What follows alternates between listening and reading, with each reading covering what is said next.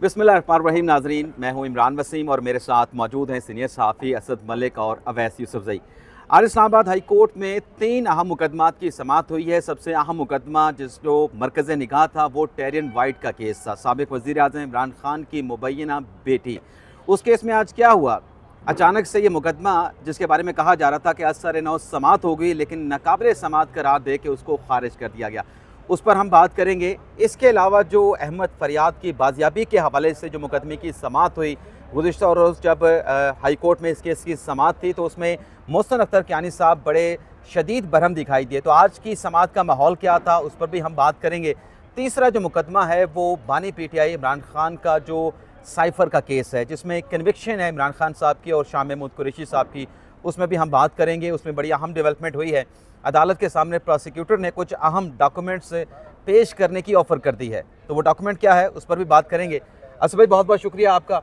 सबसे पहले तो ये टेरियन केस का बताएं कि आज अचानक से एक्सपेक्टेड तो यही था कि जैसे नया बेंच बना है तो असर नौ समाअत होगी, लेकिन बेंच ने पुराने वाले फैसले पर पटिशन को नाकाबिल समाअत करार दे दिया। कैसे हुआ ये? जी इमरान वसीम साहब, ये जो टेरियन वाइट वाला जो केस था, इसमें गुज़िश्ता साल 9 मई को अचानक 2 जजेस जो हैं उन्होंने अपनी एक राय जो है उसको अपलोड करवा दिया इस्लामाबाद हाई कोर्ट की वेबसाइट पे।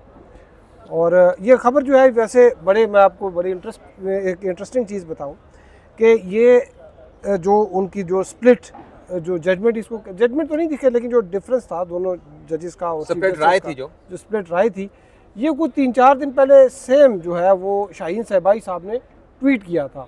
उससे कुछ 3 दिन पहले, 4 दिन पहले, कि जी वो 2 जज कह रहे हैं कि डिसमिस करें, चीफ जस्टिस नहीं मान रही है। अगर उनकी आप टाइम लाइन पे जाएँ तो वो ट्वीट अभी भी पड़ी होगी। और जब ये वाला हुआ था, फिर हाई कोर्ट ने एक प्रेस्टीज इशू की थी और कहा था कि ये गलती से लग गई है, ये राय थी, ये जजमेंट हमने नहीं, और हमने दोबारा बेंच कॉन्स्टिट्यूट कर दिया। अच्छा, मैंने इस पर कोई तकरीबन 2 महीने पहले एक मैंने ख़बर की थी कि वो जो बेंच है वो गुज़िश्ता साल अगस्त में कॉन्स्टिट्यूट हुआ था, ये वाला बेंच, और इन्होंने कोई हेयरिंग नहीं की। और जो मैंने ख़बर दी थी वो ये था कि रमज़ान के बाद जो है वो बेंच दोबारा ये इसको के टेकअप करेगा। खैर, आज वो उसकी समाअत थी और बड़ी दिलचस्प बात ये कि इमरान खान जो है, उनके वकील जो हैं सलमान अकरम राजा, उन्होंने दरख्वास्त दी थी कि मेरी आज मसरूफियत की वजह से वो नहीं आ सकते थे। वो बैरून मुल्क गए, उनकी बेटी का कनाडा में, तो वो अपनी मसरूफियत की वजह से नहीं आ सकते थे और वो ये चाह रहे थे कि इसकी समाअत को आगे किसी दिन रखा जाए।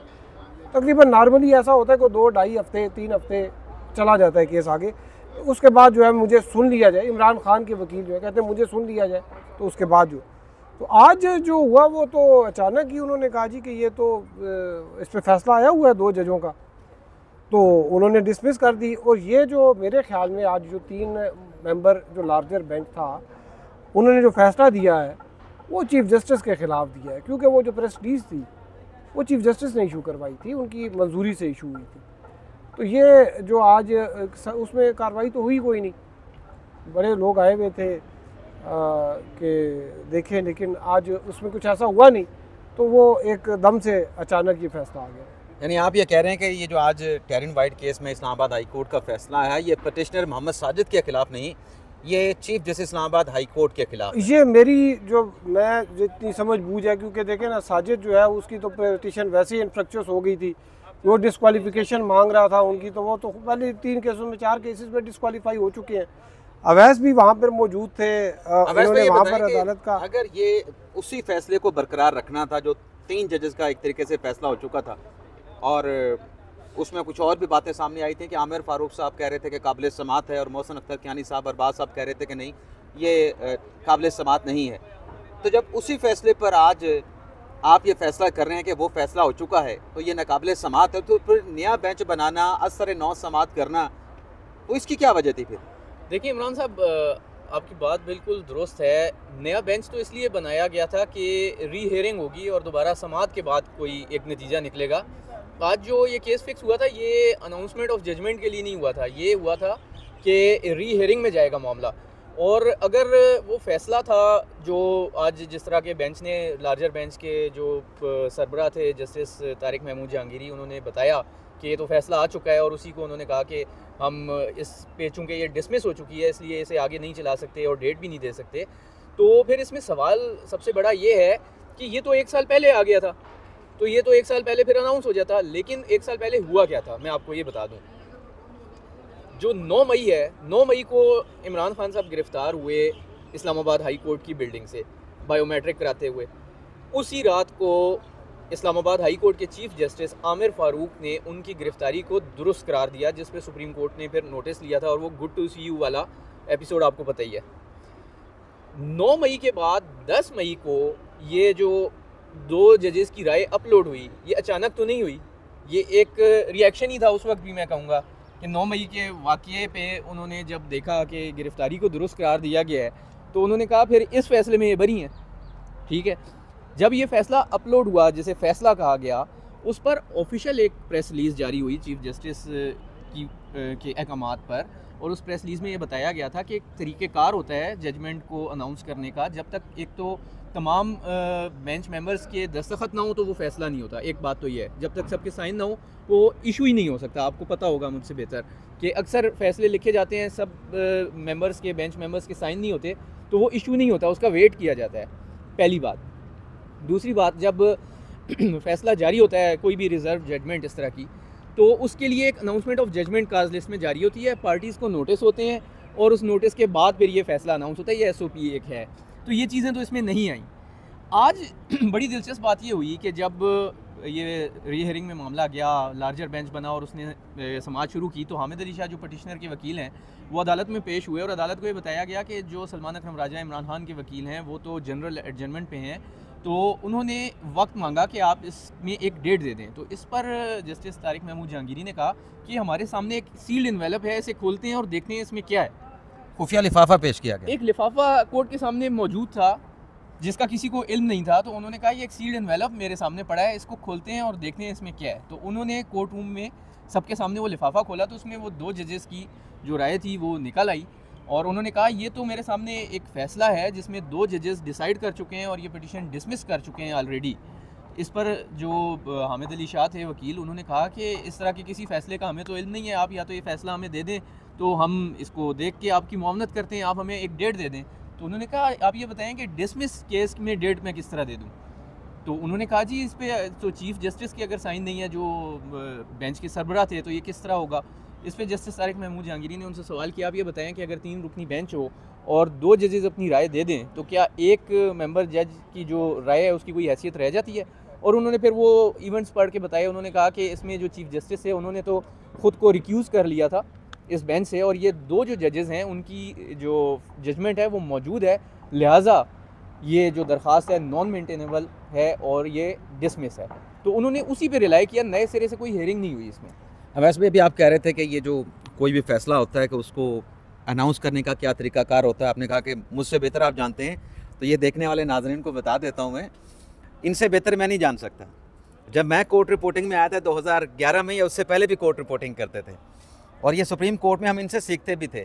उस वक्त इफ्तिखार मोहम्मद चौधरी का दौर था और ये कयूम सदीकी साहब के साथ आया करते थे, अवैस साहब। तो इनसे हम पूछा करते कि अवैस भाई ये कैसे वो कैसे, तो ये हमारे भी उस्ताद हैं। ये कह रहे थे कि मुझे बेहतर पता है, ये हमारे उस्ताद हैं। बाकी वो आपकी बात ठीक है कि जो जज साहब अंदर बात कर रहे थे कि जो भी हो तमाम जजेस के उस जजमेंट पे सिग्नेचर होंगे, किसी ने इत्तफाक करना है, किसी ने डिसएग्री करना है, वो सिग्नेचर होने के बाद वो कॉस्ट लिस्ट जारी होती है, फिर अनाउंसमेंट होती है।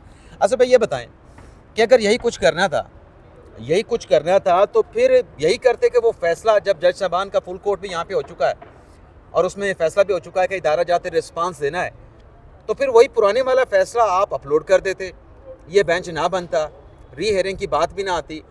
अब वही फ़ैसले, उसी फ़ैसले पर रिलाई करके आज ये पिटीशन नाकाबिले समाअत करार दे दी गई। लेकिन क्या जो सवालात उठ रहे थे वो सवालात उठने ख़त्म हो जाएंगे कि ये बेंच क्यों बना था?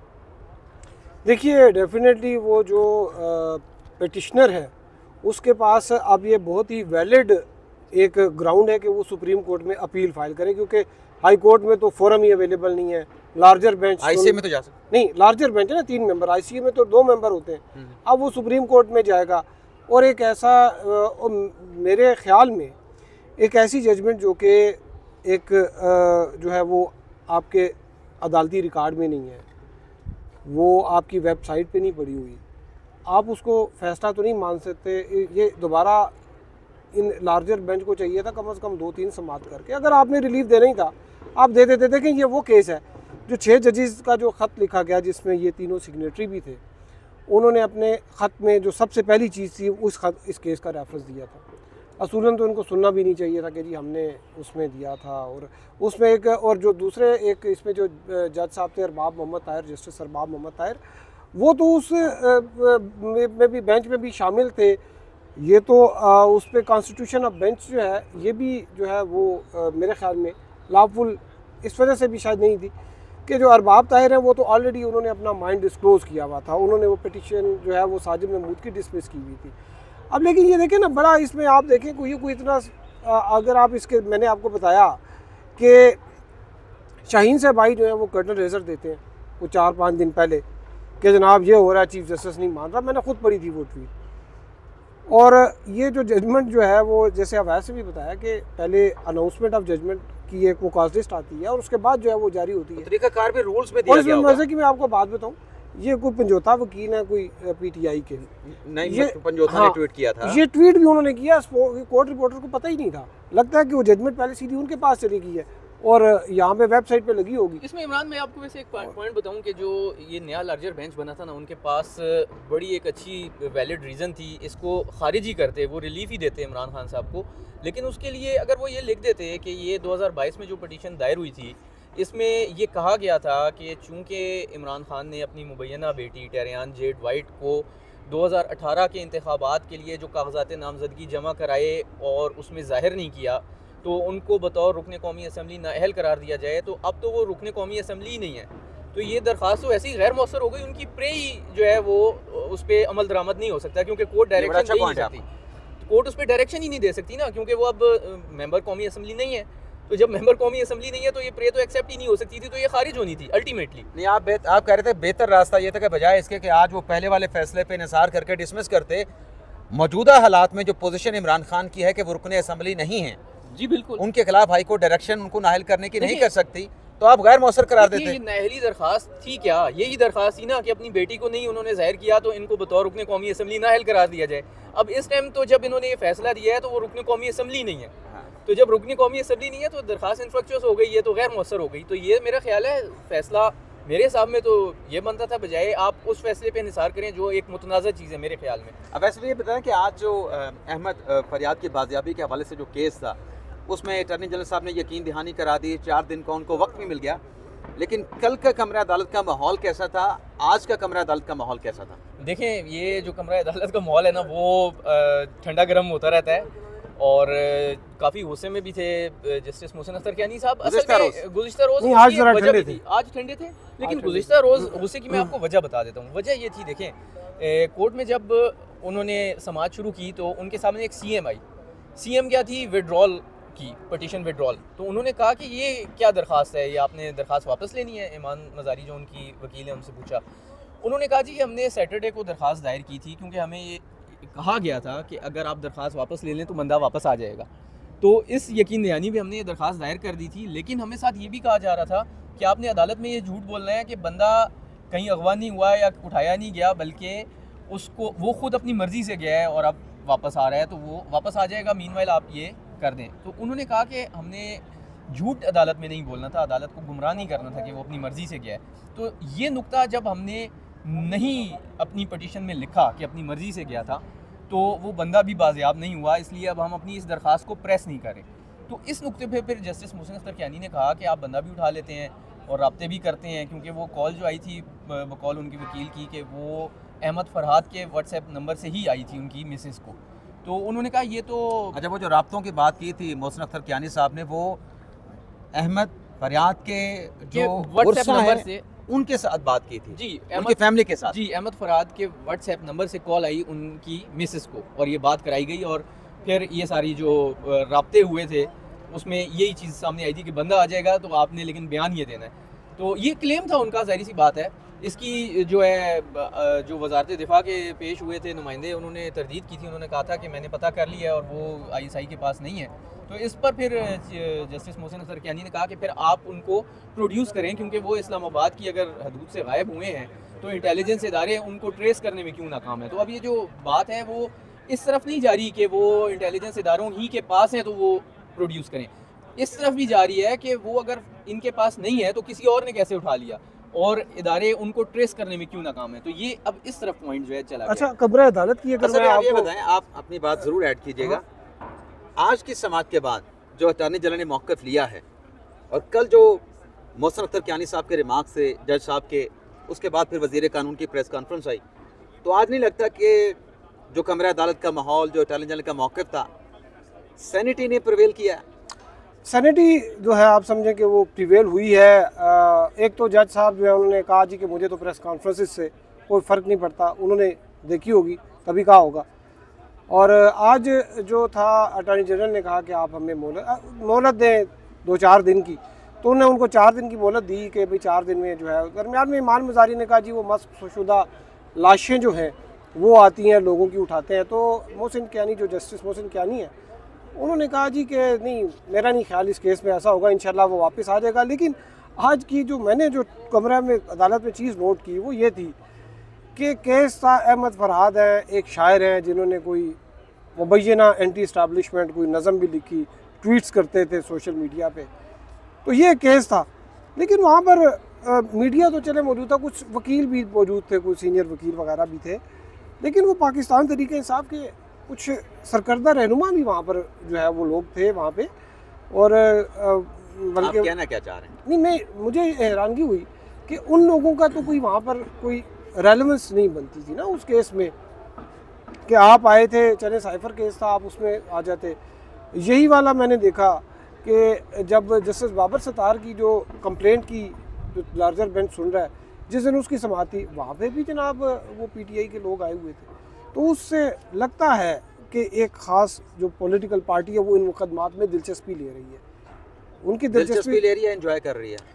जो एक महाजरा या कन्फ्रंटेशन नजर आती है उसको एंजॉय कर रही होगी या दिलचस्पी ले रही होगी कि शायद ये उनके नैरेटिव को सपोर्ट करती हैं ये चीज़ें। तो वो इस वजह से मेरे ख्याल में अगर नैरेटिव को सपोर्ट भी करती हो तो उनको नहीं आना चाहिए था। लेकिन इस केस में भी मैंने देखा बैठे हुए थे, अब जस्टिस बाबर सत्तार हैं, उनकी कंप्लेंट पे भी वो देखा, वो लेकिन ओपन कोर्ट है, किसी को आने से रोक तो नहीं सकते। आप इखलाकी तौर पे कह रहे थे कि अगर उनके नैरेटिव को सपोर्ट भी मिले तो उनको नहीं आना चाहिए। उनको नहीं आना चाहिए ना, कि आप खामखा कंट्रोवर्शियल करते हैं, एक तासुर आता है कि जी ये एक सियासी जुमात। ये भी तो हो सकता है ना, वो साइफर केस के लिए आए हों, वो खान साहब की अपीलें चल रही हैं, तो उन्होंने कहा साथ ये भी सुन लेते हैं, अभी उसमें टाइम है, तो ये भी तो by one get one free. हाँ, तो मतलब देखें, नहीं तो वो जिस दिन जस्टिस बाबर सत्तार की कंप्लेंट थी उस दिन तो साइफर केस नहीं था, उस दिन तो नहीं था। लेकिन मैं आज की बात कर रहा हूँ ना, आज देखें उन्होंने कहा होगा एक टिकट में 2 या 3 मजे अगर आते हैं तो क्यों ना लिए जाए। वैसे ठीक है, ये बात है। ये बताएं अपना अवैस में कि आज इस साइफर केस में क्या हुआ, क्या पेशकश की गई है? देखिए साइफर क्या केस सवाल था, पेशकश क्या की गई? साइफर केस में जो सबसे बड़ा धमाका किया है ना, देखें आज वो तो मेरे ख्याल में किया है एफआईए प्रोसिक्यूटर ने, जिन्होंने आज अदालत को ये कह दिया है कि अगर अदालत मांगेगी साइफर तो हम पेश कर देंगे। ये बात हुई कैसे कि साइफर मांगेगी पेश कर देंगे? ये बात इस तरह हुई कि जब बार बार देखिए इनका केस ये है कि जो साइफर एक आया धमकी आमेज लेटर, उसको इन्होंने ट्विस्ट किया और अपने फ़ायदे के लिए इस्तेमाल किया। ये बुनियादी तौर पे ये केस है, ठीक है। अब अदालत बार बार ये पूछती रही कि अगर साइफर रिकॉर्ड पे नहीं है तो ये किस तरह तय होगा कंपैरिजन के ओरिजिनल चीज़ क्या थी और उसे ट्विस्ट किया तो वो चीज़ क्या थी, क्योंकि अगर ट्विस्ट किया है तो उसका कंपैरिजन करने के लिए ओरिजिनल और ट्विस्टेड चीज़ दोनों सामने होनी चाहिए। वैलिड क्वेश्चन है।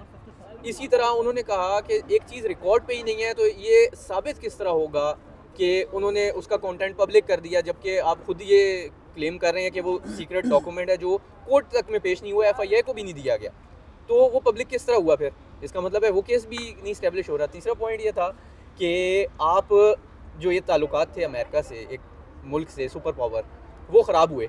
उस पर आज चीफ जस्टिस ने ऑब्जर्वेशन ये दी कि आप कोई शवाहिद देना ताल्लुकात ख़राब हुए। मिसाल के तौर पे आप बताएं कि यार ये इतने जो स्टूडेंट्स हैं उनको वीज़ा देता था अमेरिका, अब देने बंद कर दिए, या इतनी तिजारत होती थी वो कम हो गई, उसका हुजम कम हो गया, यानी उसका कोई इम्पैक्ट नज़र आए ना, तो वो भी नज़र नहीं आ रहा, सिर्फ बयानात हैं।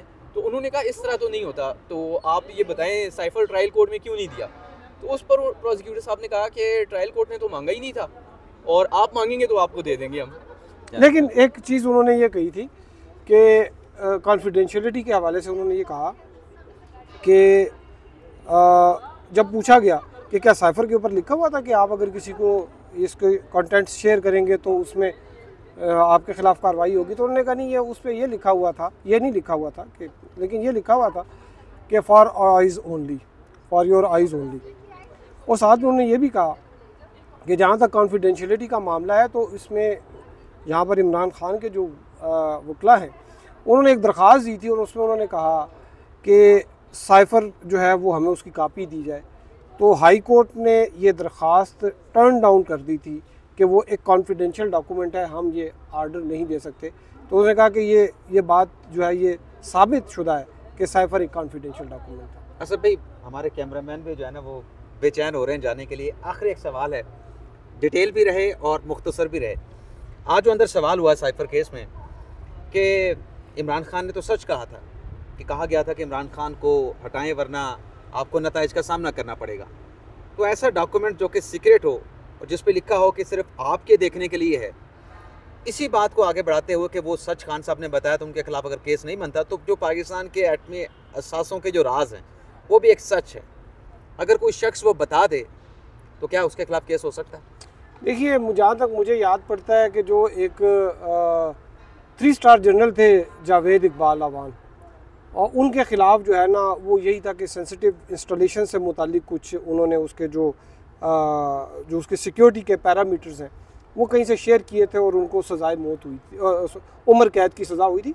वो एक 3 स्टार जनरल था, उसको यहाँ से लेके जाते थे भावलपुर में, शायद वो मिलिट्री कोर्ट थी, और खड़ा सीट पे नहीं बैठते थे, उसमें जहाज़ में से सीटें हटवा दी गई थी, वो खड़ा होके जाता था।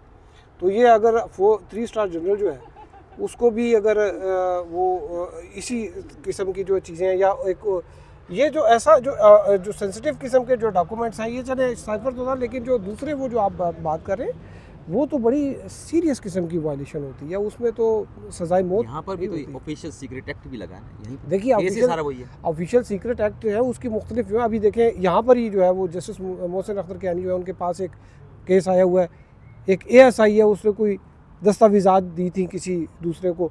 यहाँ ऑफिशियल सीक्रेट एक्ट के केस बहुत ज़्यादा आते रहते हैं, स्पेशली जो फॉरेन मिनिस्ट्री के कुछ लोग हैं, कोई डिप्टी डायरेक्टर का एक केस यहाँ पे आया हुआ था, मिनिस्ट्री ऑफ डिफेंस प्रोटेक्शन के केसेस यहाँ पे आए होते हैं कि जी आपने ये कोई सौदा, दिफाई सौदा हो रहा था, वो उसकी चीज़ें डिटेल जो है वो शेयर करते थे। ये कोई नया केस नहीं है कि पाकिस्तान में पहली दफ़ा किसी का, वो जो केसेस हैं वो चलते हैं फौजी अदालतों में।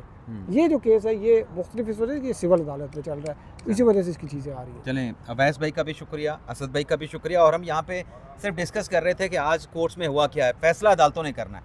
हम सिर्फ अदालत में होने वाली समाअत के ऊपर जब डिस्कस कर रहे थे। इजाज़त चाहते हैं, अल्लाह हाफ़िज़।